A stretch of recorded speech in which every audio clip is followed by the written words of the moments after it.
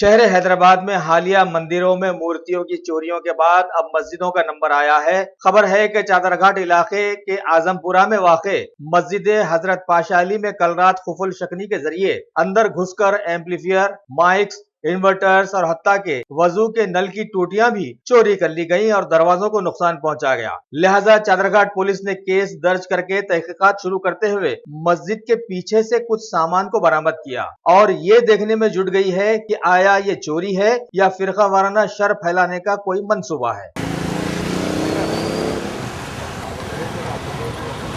आजमपुरे में कांटे के सामने पाशा मियाँ मस्जिद है, उसके अंदर फजर की नमाज से पहले एक हादसा पेश आया,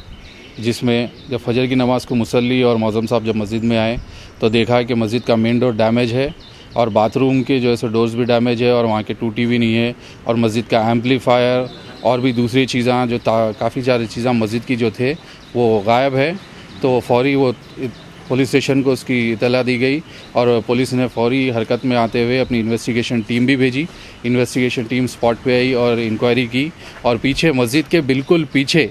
जहाँ पे शक था वहाँ पर जाके थोड़ी सी इंक्वायरी की तो वहाँ पे जब तशवीश की पुलिस के लोगों ने तो वहाँ से काफ़ी सारा सामान जो मस्जिद के अंदर से चोरी हुआ था, चाहे वो एम्पलीफायर हो चाहे वो दूसरे चीज़ें हो मस्जिद के, वो चीज़ों को वापस बरामद कर लिया है पुलिस ने और मस्जिद में वापस आ गए हैं। तो हमारी पुलिस से यही इल्तिजा है, ये अपील है कि ये शहर के पुरअमन माहौल को ऐसे ही रखा जाए और जो भी ये करे, चाहे वो चोरी का हो चाहे वो शर फैलाने का, जो भी इनका मकसद था इसको ख़त्म करे और ये जो भी ये चोरी करे, जैसा भी इनका इंटेंशन था, इनको फौरी तौर पे पकड़े। और पुलिस चादरघाट पुलिस स्टेशन में